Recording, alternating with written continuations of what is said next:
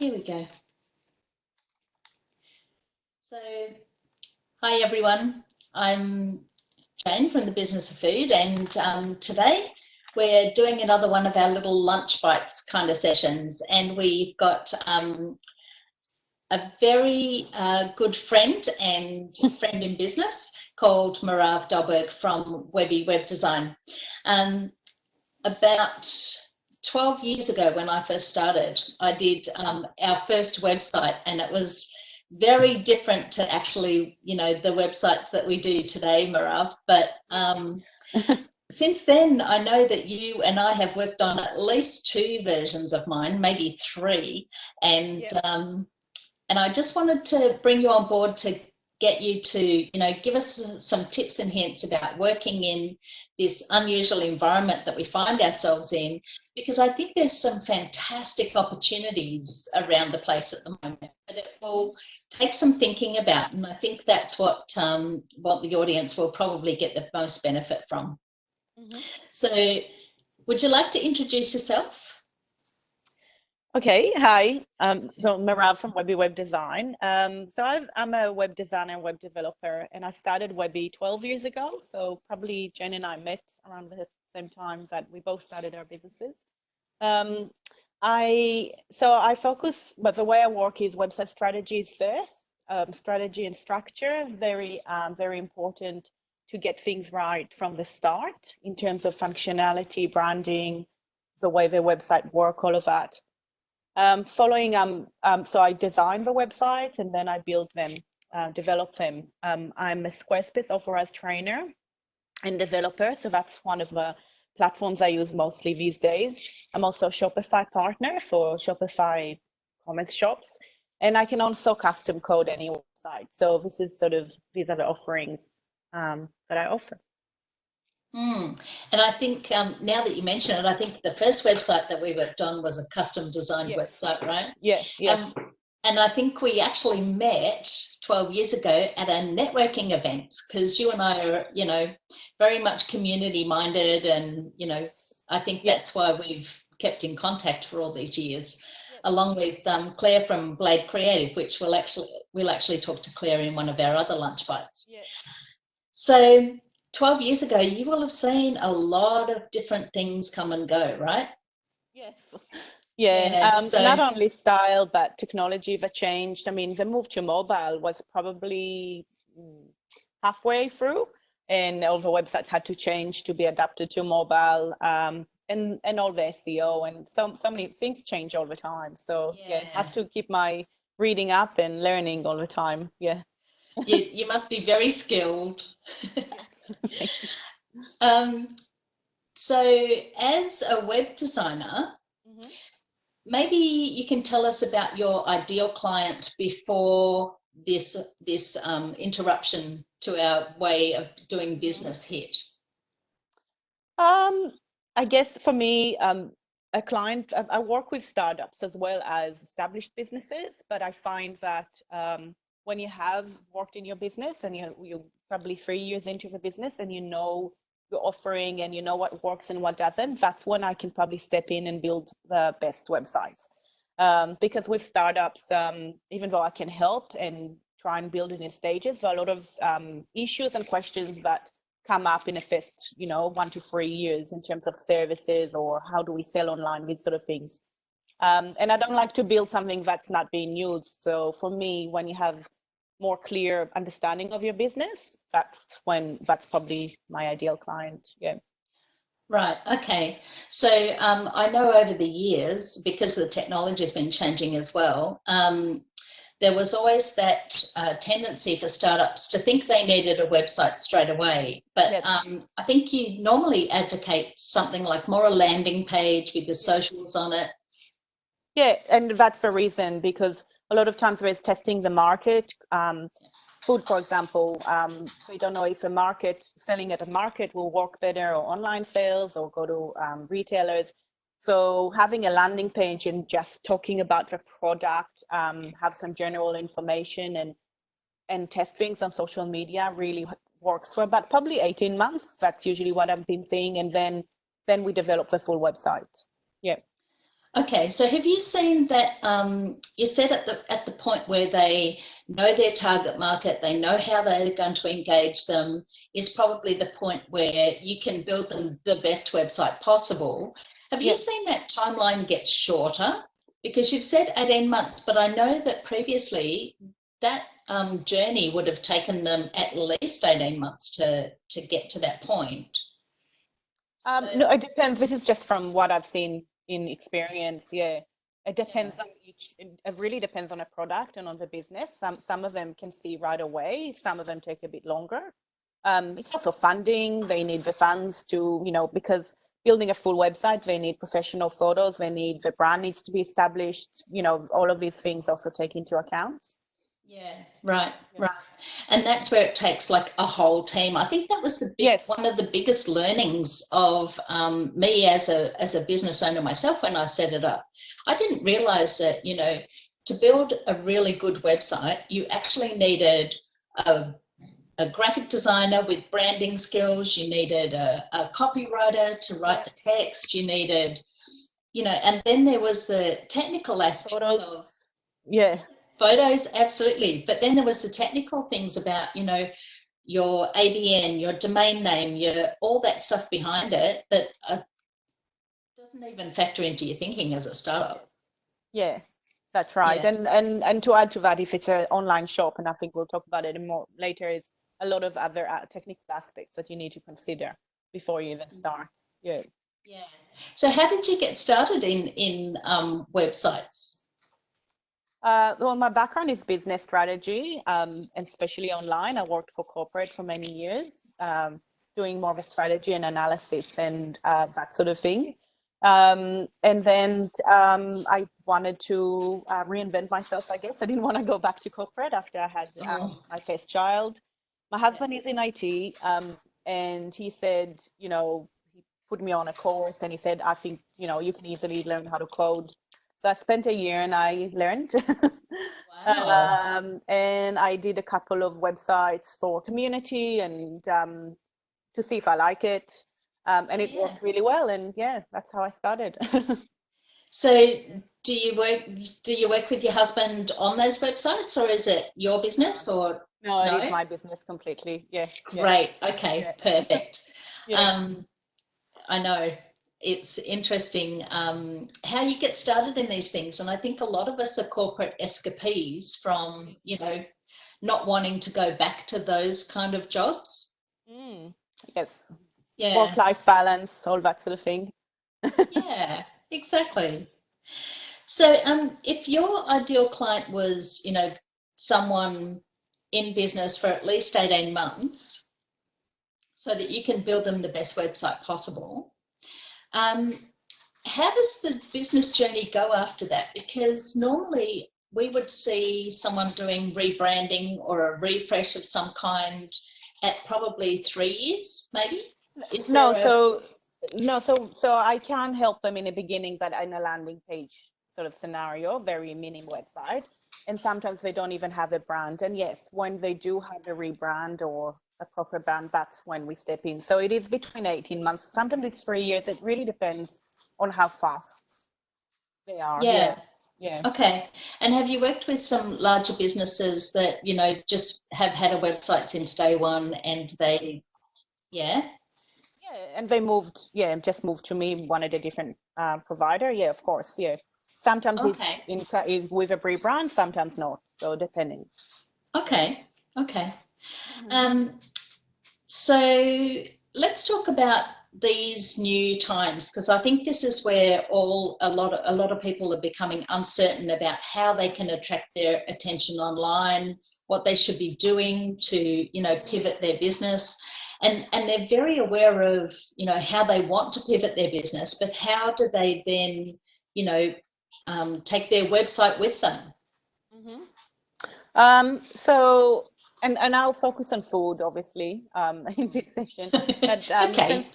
since everything happened, I got a lot of calls. So the first thing was, first of all, communication, and that's any business. And I helped a lot of clients in putting, really, communication is very important because You can communicate on social media, send emails to your client, but your website has to also include all of these things.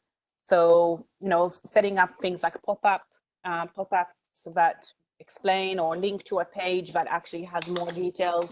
If you're a clinic and you're still accepting clients, but in a different capacity, then maybe a page is more suitable, and announcement bars at the top of a website. So this is the first thing I did in the first week. Probably for most of my clients, I've updated messages for the website. And then came all these businesses that, okay, now how do we actually keep operating? For example, I have a food store, a local food store, and they usually sell to clients that come and pick up some frozen meals or already cooked meals for home. And she couldn't have a shop open.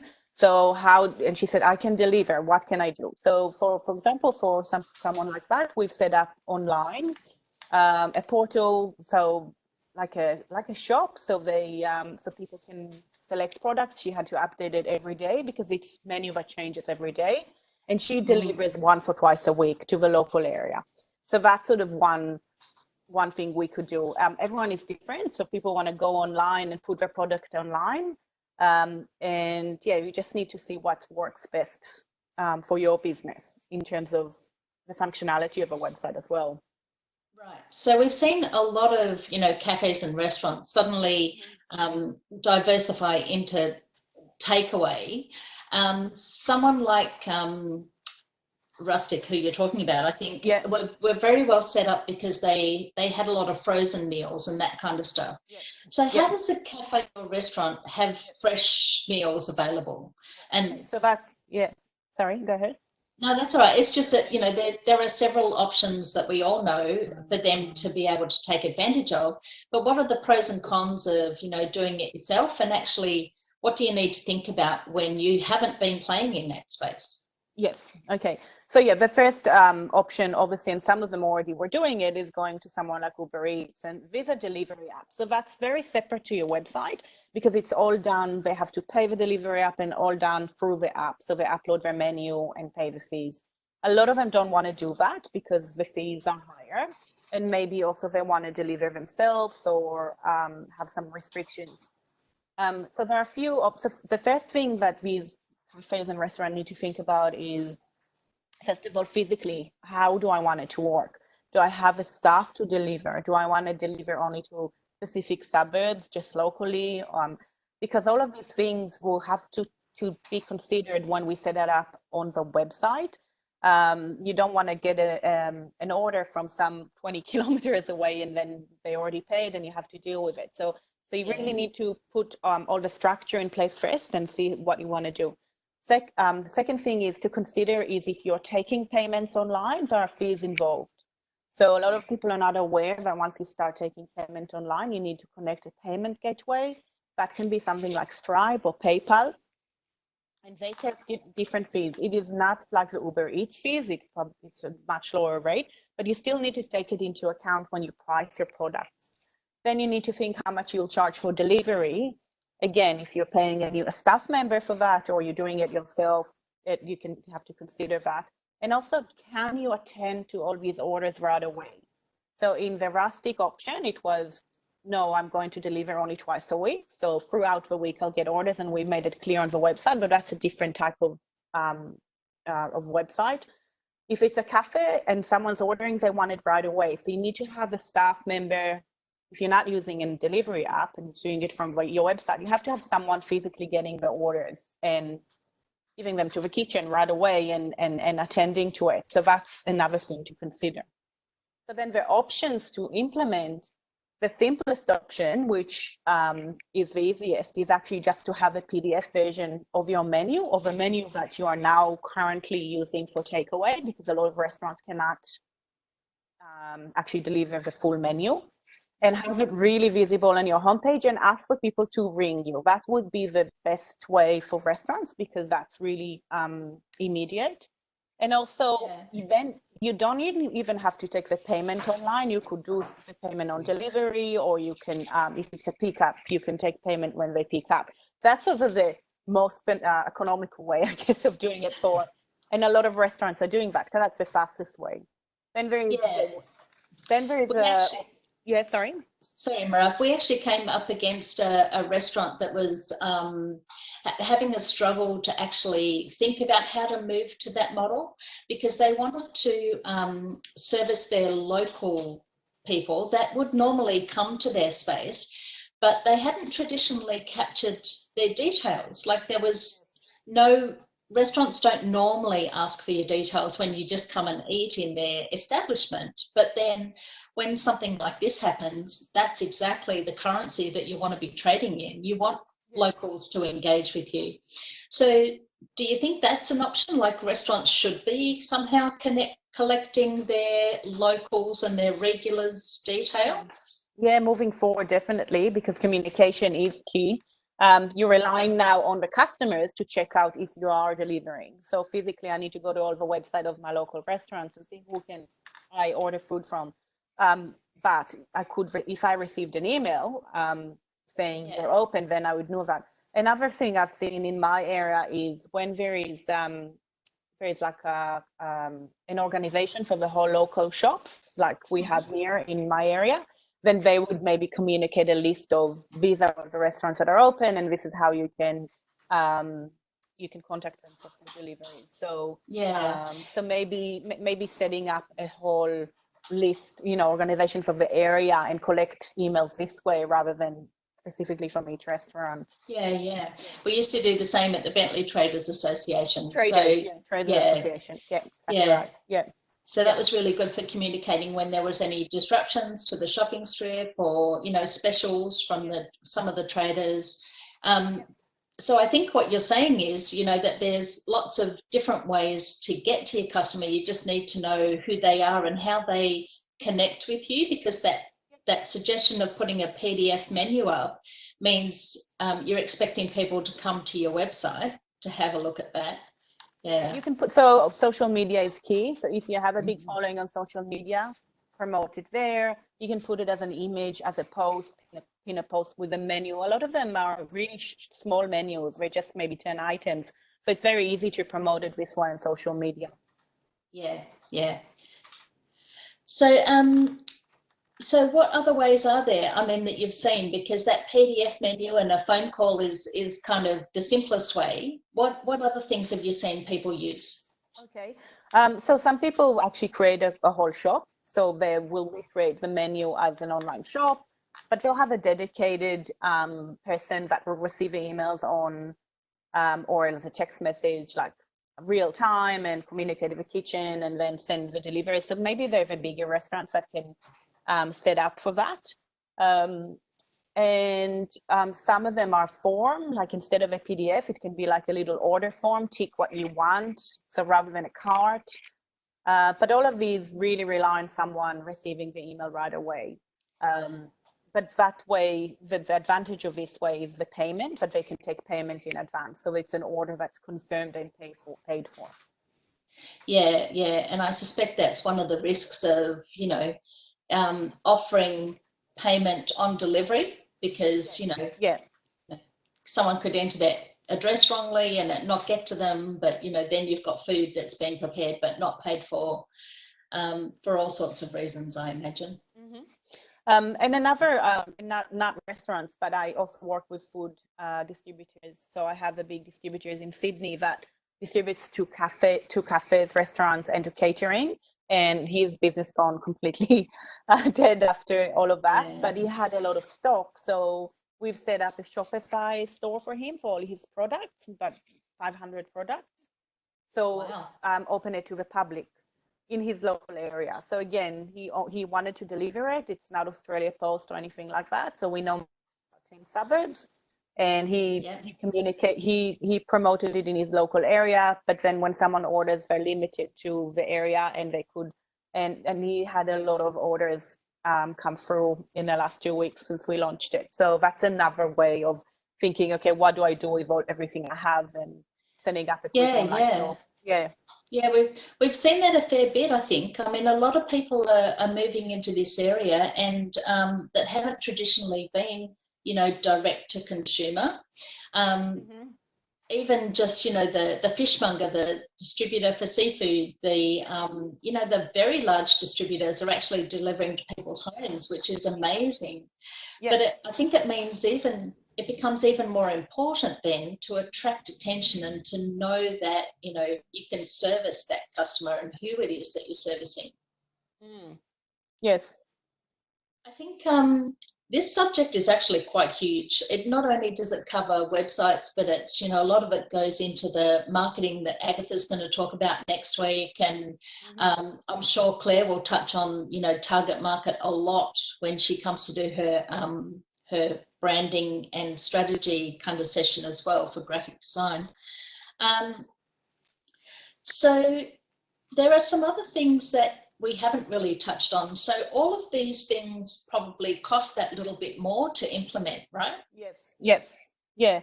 So I think one of the things a client of yours would actually need to consider would be, you know, the recommended retail price that they're charging now, and, you know, what extra they need to charge in order to cover all those costs. So you've touched on some of those, Meirav. Where are the hidden ones though? The hidden costs. So I guess the first one would be the platform. So if you are setting up a shop and it's not just a PDF and call us, the platform usually for commerce will take some sort of percentage, not only a monthly fee. Let's say, for example, Shopify. I have clients not on Shopify. They have a basic website. They never needed a shop, and they need now a shop with Shopify. They need, first of all, the fees, the monthly fees, which is about $30 a month. Then there is a percentage they take on the sales. And the higher the plan, the less percentage, and that's any platform. Then there is the connection to a payment provider. So if it's Stripe or PayPal, there is a fee there. Now we're talking about probably 1 to 2% each, but, you know, if you're selling a $5 muffin, then it's, you know, it adds up. So yeah, it does. Yeah. And then there is delivery. So obviously, if you need to pay, if you're doing it yourself, or some people use, so you need to check the courier fees. Now, in addition, if your requirements are quite complex, so it's not a straight on order now, sure, there might be other fees to implement in terms of a setting up of a website. For example, if you want to restrict for postcode and only deliver to 5 postcodes around you, and you want the system to automatically do that, so if someone's trying to order and they're not in the right postcode, all of this cost. So it's not only the cost, for example, for me, the more time to implement it, but it's also for the third parties, for the courier company, all of these things add up. So it's very important to have a plan and communicate to your web developer, or if you contact doing it yourself, communicate it to the platform you choose and exactly what you want, so you know which apps and what of the monthly cost and everything in advance, and then you can price your products rather than doing it the other way and just uploading 500 products and realizing that it's going to cost you a lot. Yeah, exactly. That could be a real trap for young players, couldn't it? Yes, because it's very easy to set up a new shop and start uploading the products and put the photos, but then the technical bits, then they get struggle with. Yeah. So are there any, when you're considering doing an online shop, are there any restrictions around the software that you can use? Because I know that you and I had a quick conversation yesterday, and there were some restrictions around, you know, which ISP or which platform can do certain things, right? Yes. So in general, Shopify is considered, and WooCommerce as well, probably, but Shopify more than that is the #1 commerce platform. So most things you want to do, you can do on Shopify, but not on a basic plan. So basic plan is just a normal, but if you wanted to restrict by suburb, or if you wanted people to select the date, like automatically in the checkout to select the date of time and delivery, like florists use that sort of thing. So Shopify would be probably the less limiting one. But WooCommerce probably is as well similar, depending, again, it's all plugins that you add. And then there is the Squarespace, which is probably not for large amounts of products. It's more the smaller players, and very basic in terms of the checkout process. So, you know, one flat flat fee or free Yeah. delivery.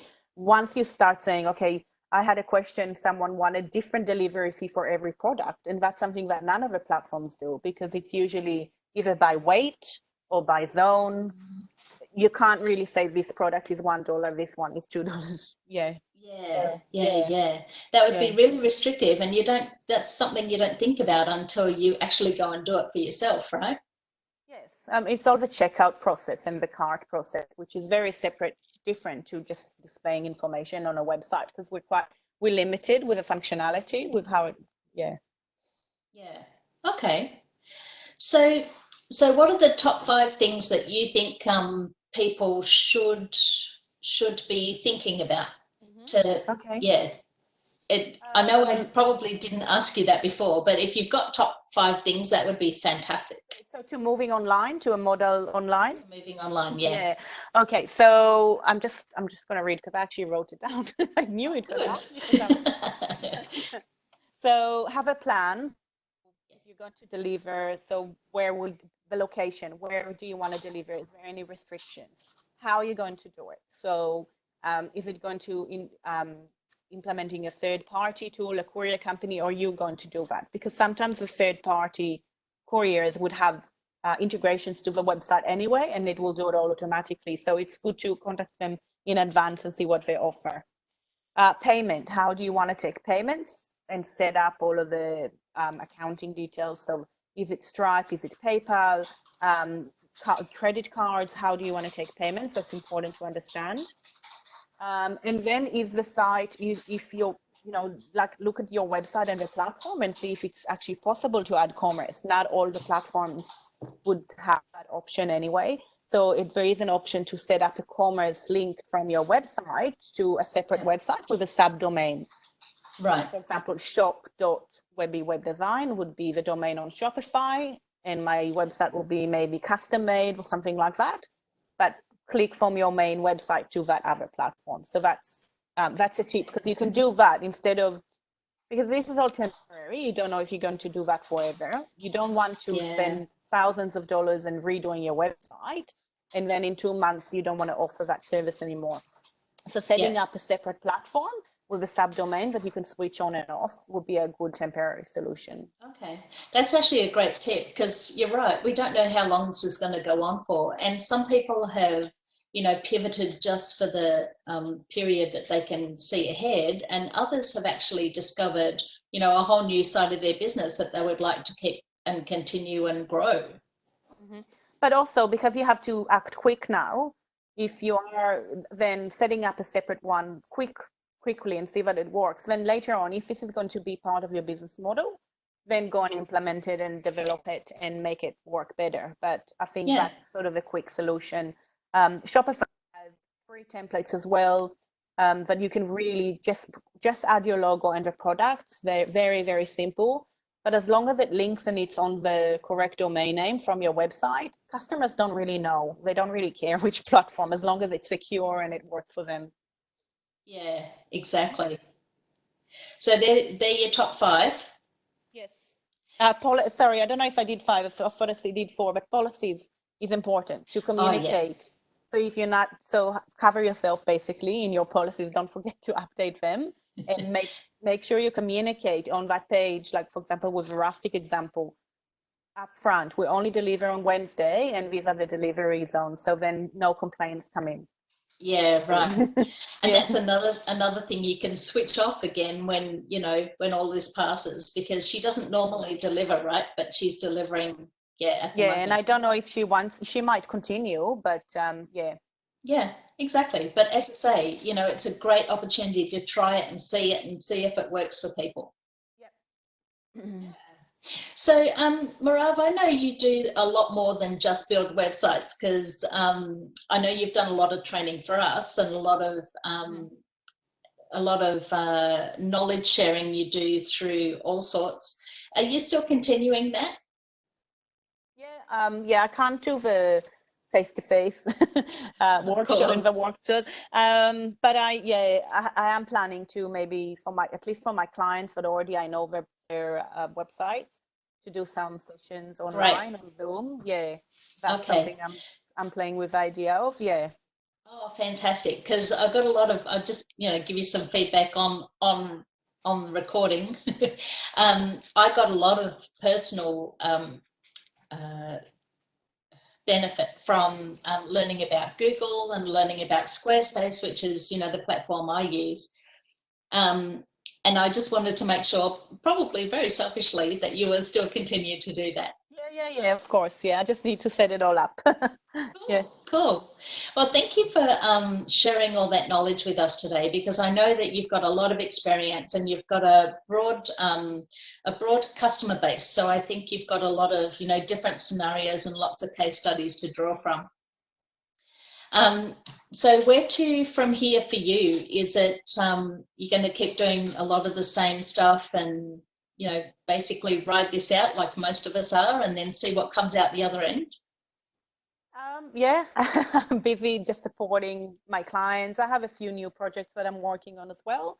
A lot of, I guess, something I've seen, and I think Claire and I talked about it actually, that people have time to hide an idea maybe, and they have time to think about it now and to plan if they have a bit of cash so they can start working on it. But I'm getting these projects and these inquiries, so it's interesting to what comes out of all of that. Yeah, new stuff. Yeah. Yeah. Yeah, I think all of us are the same. We're just kind of getting through this bit and then see what happens afterwards, right? Yeah. So thank you for spending time with us, Meirav. Next week, we've actually got Agatha from Emporia Marketing talking to us. Oh, no, it's not next week. Next week is Melissa from Bonbo talking to us about strategy and some new business ideas, and Agatha's the week after. So a lot of that marketing stuff that you actually brought up today will be echoed in the next couple of weeks, I think. So that'll be really handy.